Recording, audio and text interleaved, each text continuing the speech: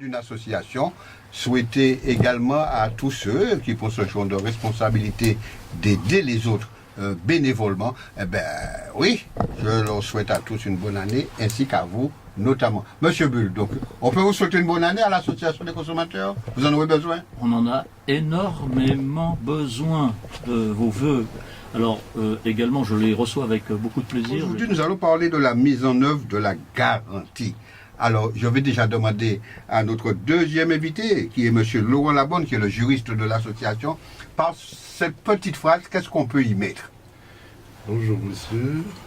Alors, la garantie, c'est pas la garantie, ce sont les garanties. Les garanties, Les garanties d'accord. qui sont des obligations qui sont liées aux vendeurs, des obligations des vendeurs après une vente. Et nous allons parler plus particulièrement de trois types de garanties. Les garanties légales d'une part, et la garantie commerciale. Parce que je dis trois types parce que dans les garanties légales, vous avez deux sortes de garanties. Ce qu'on appelle généralement la garantie des vices cachés, et puis ce qu'on appelle la garantie conformité du bien au contrat. Voilà de quoi nous avons parlé. Vous avez des gens qui viennent vous voir parce que justement, ils n'ont pas pu ou su faire fonctionner la garantie ou les garanties. Alors, pour répondre à ta question, effectivement, nous avons, là je vais répondre aussi sous le contrôle de Laurent Labonne qui connaît bien mieux que moi. Absolument. Ces réceptions, c'est lui qui les assure, mais nous avons effectivement, c'est pourquoi d'ailleurs on avait choisi ce thème aujourd'hui, nous avons un certain nombre de personnes qui viennent à l'association parce que elles veulent faire, il y a une expression, mettre en œuvre la garantie ou l'aide juridique, c'est encore autre chose, je ne sais pas si on aura le temps d'en parler, mais les garanties, mettre en œuvre les garanties à partir d'un litige, d'un problème qu'elles rencontrent avec la prestation ou l'objet, l'objet qu'elles ont acheté. On s'aperçoit, là encore, je parle sous le contrôle de Laurent qui infirmera ou confirmera. Oui, qui va expliquer tout ça tout à l'heure. Que oui. l'association a ce rôle aussi, et là je reviens là-dessus parce que moi ça me tient à cœur, d'information et de formation. Parce que je crois que parfois, pour ne pas dire souvent, les gens rencontrent ces difficultés parce qu'ils ont commis des erreurs antécédemment, enfin en amont. C'est-à-dire que il faut connaître un certain nombre de points précis, et c'est là qu'on va écouter religieusement ce que pourra nous dire Laurent, parce que c'est très important. En fonction des garanties, je crois savoir que l'une ne fonctionne pas comme les autres. Et les cadres juridiques changent, c'est ça qui est difficile. C'est pas une garantie, Laurent l'a bien dit, mais des garanties qui existent. Et donc, on a un rôle au niveau de l'association d'information, de prévention, me semble-t-il, pour certaines personnes qui s'engagent peut-être un petit peu trop facilement dans un achat, voilà, pour pouvoir et qui commettent des erreurs sans le faire exprès, bien entendu, parce qu'elles n'ont pas su exactement régler le problème ou éviter le problème en amont. Enfin, c'est ce côté préventif qui me paraît intéressant aussi. Très bien, très bien. Alors, Laurent Labonne. Alors, pour parler de ce côté préventif, pour rebondir sur cela, la loi oblige le vendeur à une obligation d'information, et notamment à l'obligation d'information à propos de la garantie légale des vices cachés et à propos de la garantie légale de conformité.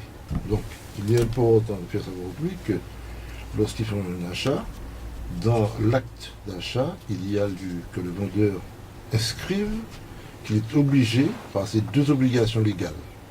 Alors souvent, quand un acheteur se présente dans une société, chez un vendeur, ce qui se passe, c'est que le vendeur lui présente la garantie commerciale. D'abord, lui dit, il y a une garantie commerciale, il dit, bien très bien, c'est une garantie commerciale, c'est une garantie conventionnelle, va permettre à l'acheteur de se voir réparer son bien, s'il y a lieu, dès lors qu'il y a un problème, un défaut, etc. Mais, même s'il n'y a pas de garantie commerciale dans le contrat, il y a ces obligations légales qui sont obligatoires pour un consommateur. Dans une relation professionnelle consommateur, les garanties légales de vices cachés et de conformité sont là et doivent être présentées comme une obligation d'information à l'acheteur. Et effectivement, pour répondre à votre question, à l'association, nous recevons beaucoup de gens qui viennent nous voir pour faire appliquer. Qui viennent vous voir, ils ne sont pas encore membres de votre association, ils ont un souci. Je vais voir l'association des consommateurs. Est-ce que ces gens-là, quand ils viennent comme ça, acceptent volontiers de devenir membre de l'association parce que j'ai un souci, ou bien d'une manière générale, les gens commencent à comprendre un petit peu qu'il faut se prémunir justement pour qu'en cas de problème, pouvoir prévenir ces problèmes. Notre rôle est d'insister, et je remercie Radio Sud-Est de nous permettre de le faire, notre rôle est d'inciter auprès de la population sur la nécessité pour les associations aujourd'hui de s'auto-financer. On en parlera peut-être à la fin, On va en parler à la fin, les problèmes de subvention que rencontrent beaucoup d'associations à tous les niveaux, et je pense que de plus en plus on demande aux associations de s'auto-financer, ou en tout cas d'avoir un autofinancement le plus important possible. Donc nous avons, la stratégie que nous avons employée au niveau de l'association, c'est de faire adhérer le maximum de personnes. Il est plus intéressant pour nous d'avoir un adhérent que de payer au coup par coup les prestations qu'on peut lui... Il y a cette possibilité qui lui est laissée aussi. Donc un adhérent va payer 20 € de droit d'entrée chez nous, 25 € ensuite de cotisation annuelle, et avec cette somme, qui à mon avis est encore bien basse, il peut bénéficier des compétences qu'on peut remarquer du juriste notamment, et puis du soutien de l'association d'une façon générale. Et je crois pouvoir dire que depuis quelque temps, nous avons remarqué que les gens adhèrent beaucoup plus facilement. Mais la deuxième partie de ta question, c'était est-ce qu'ils adhèrent? Oui, mais pour quel motif, la motivation de leur adhésion? Tout à fait. Est-ce que c'est parce qu'ils ont besoin de services ponctuels, donc j'adhère. De nous soutenir? Voilà. Ou est-ce que c'est parce qu'ils ont... Alors, pour m'aider à régler ce problème. Les deux, mon général. C'est-à-dire que je pense qu'ils ont aussi peut-être... Ils savent qu'on est utile parce qu'ils viennent nous voir, et de plus en plus, on a beaucoup de monde. On a vraiment beaucoup de monde. Mais je pense que ce qui les motive d'abord, c'est le règlement de leur litige. Ensuite, on leur explique ce que ça va leur coûter s'ils viennent plusieurs fois de suite, ou au contraire prendre l'adhésion. Bon, là, après, ils décident eux-mêmes. Enfin, en général, ils décident parce qu'on a nos taux on a justement fait le bilan de l'année 2017, on a notre taux d'adhérents qui depuis 2015 a augmenté sensiblement. Donc ça veut dire que là, il y a une... Alors est-ce qu'il y a une prise de conscience pour aider l'association? Peut-être, quand même quelque part, parce qu'on le fait valoir de plus en plus, mais je crois surtout que c'est la motivation du litige rencontré, et puis vivement qu'on me règle ce problème. Les gens sont presque prêts à payer n'importe quoi, je veux dire. On leur demanderait 100 €, ils le feraient. Parce que quand on a un problème, et que parfois tu te trouves dans des situations difficiles, comme c'est le cas dans... Et puis qu'on n'a pas soi-même les moyens de régler. On n'a pas les moyens, c'est ça, on est démunis, on vient d'en voir une illustration, on est démunis, et donc là, l'association est utile. Mais par contre, moi je reviens là-dessus, il faut que nous fassions davantage savoir aussi que l'adhésion à l'association, c'est aussi une sorte d'assurance consommation, je dirais, qu'on l'on prend. C'est-à-dire que avant de faire un acte, par exemple, je veux changer d'opérateur du portable, avant de s'engager dans n'importe quoi, faire je ne paye plus, ci ou cela, ou les loyers, ou dire au propriétaire je ne paye plus mon loyer parce que vous m'avez pas réparé la porte ou je sais pas quoi. Donc ça, ce sont des situations que les gens prennent souvent, des décisions qui sont prises, mais qui malheureusement se retournent contre eux parce que c'est illégal. Donc la prévention, c'est quelque chose d'important aussi. Venez nous voir, vous voulez changer de portable, venez avec le contrat, on va vous dire la démarche, la procédure, et ça va éviter un problème. Voilà. C'est quand même plus agréable dans ce sens. L'eau à la bonne. C'est l'adage, pas d'intérêt, pas d'action, que les gens appliquent le plus souvent. Vous n'avez pas intérêt à venir à l'association pour un litige, vous ne venez pas. Mais, cela dit, aujourd'hui, il faut se prémunir de litiges à venir. Il faut s'informer de manière à ne pas faire n'importe quoi, comme disait M. Bull. Et donc, rien que pour cela, adhérez à l'association des consommateurs, venez vous informer avant tout litige, de manière à ce qu'il n'y ait pas un litige très important demain. C'est ça qu'il faut leur dire. Mais effectivement, on est resté encore à l'adage pas d'intérêt, pas d'action, qui est un adage judiciaire et pas un adage de la société dans laquelle on vit. Tout à fait. Donc, il faudrait que l'on se dise, l'information est une chose essentielle aujourd'hui. On a toute l'information sur Internet et tout, mais il faut s'informer précisément. Excusez-moi Laurent, vers Daniel, mais à mon avis, ça c'est un avis personnel, vous faites un travail d'intérêt général, d'intérêt collectif, vous n'êtes pas considéré par l'État comme un outil indispensable pour la protection des consommateurs, et par ce but, vous permettre de bénéficier d'une aide quelconque. Alors, le plus intéressant serait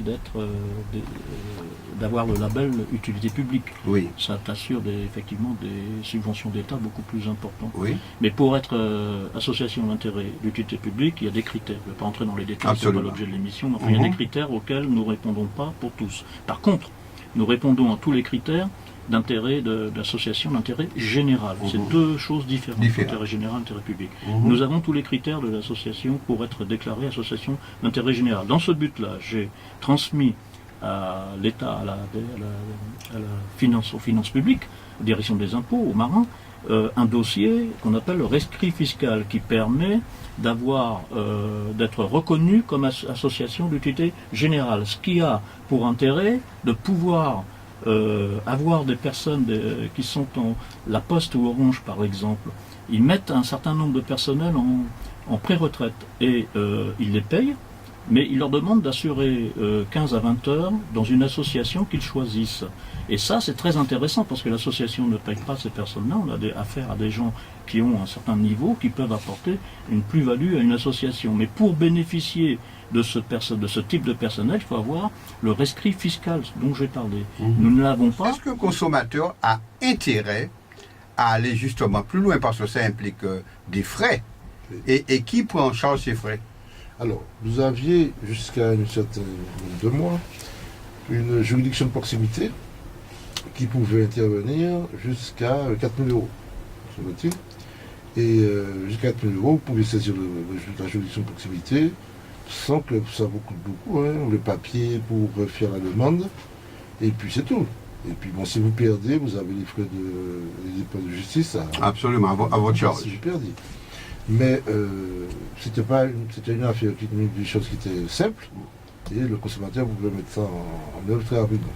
Aujourd'hui, la chose a un petit peu changé, la juridiction de proximité est annulée, on peut dire ça comme ça, le ça se reprend ses droits, mais on a ajouté, moi ce que je trouve dommage personnellement, mais bon, je ne suis pas le roi de la loi. Comme je le disais, la loi existe, il faut l'appliquer. Mais on a ajouté pour le consommateur quelque chose que je ne comprends pas, qui s'appelle la conciliation. Pourquoi je ne comprends pas la conciliation? Parce que pour pouvoir saisir le juge, aujourd'hui, il faut mettre en place des mesures de conciliation. Il y a un conciliateur qui va intervenir en face du consommateur. Et les très brèves expériences que j'ai eues avec les consommateurs qui viennent nous voir, ça s'est passé très mal. Porte l'association des consommateurs financièrement et par adéquation. Comment se porte la boutique solidaire qui est aussi l'épicerie solidaire, et puisque je sais qu'il y a beaucoup de gens qui attendent la réouverture. Bien sûr, mais ça devrait se faire. Le problème, c'est que nous sommes, comme on disait tout à l'heure, une association de proximité. Et donc, nous sommes beaucoup plus sensibles aux variations des subventions qu'une grosse association comme la Croix-Rouge, par exemple, qui, elle, a des fonds, est adossée à une fédération internationale, j'allais dire nationale, mais même internationale, qui n'a pas peur des fluctuations qu'ils peuvent rencontrer au niveau des subventions. Pour nous, une baisse de 5-10 000 euros, c'est difficile à accepter. Mais là, on a une baisse de 70 000 euros. Donc là, c'est catastrophique, il faut le reconnaître. Donc une association comme la nôtre, qui apporte, on a suffisamment démontré, l'aide aux personnes, que ce soit l'association de consommateurs, l'épicerie solidaire également, nous voudrions bien pouvoir la continuer. Mais là aussi, il y a un problème de financement. Et puis une épicerie solidaire, c'est une des structures sociales les plus chronophages, c'est-à-dire qui prend du temps pour ceux qui s'en occupent, et la plus budgétivore, c'est-à-dire qui mange beaucoup d'argent. Parce qu'il y a des contraintes exigeantes qui sont normales. Je ne les mets pas en cause. On a de l'alimentation, on s'adresse à des bénéficiaires, c'est pas pour autant qu'on doit leur donner n'importe quoi. Et puis, on a un accompagnement social à prévoir, on a un certain nombre d'actions qui sont mises en place, des ateliers, il y a besoin de personnel compétent. C'est pas Daniel Bull qui peut tout faire, là, c'est pas possible. Il n'est pas assez compétent pour faire tout cela. Donc on a besoin d'une personne pour accompagner socialement les personnes et donner un accompagnement qui soit de qualité. On a besoin d'une employée polyvalente pour pouvoir mettre en place ses compétences, ses capacités dans la gestion technique d'une épicerie. c'est pas Daniel Bull non plus, ni les autres, Roger Lavier, le président ou d'autres qui peuvent le faire, parce qu'on a chacun nos spécificités, nos formations. Donc on a besoin de ce personnage.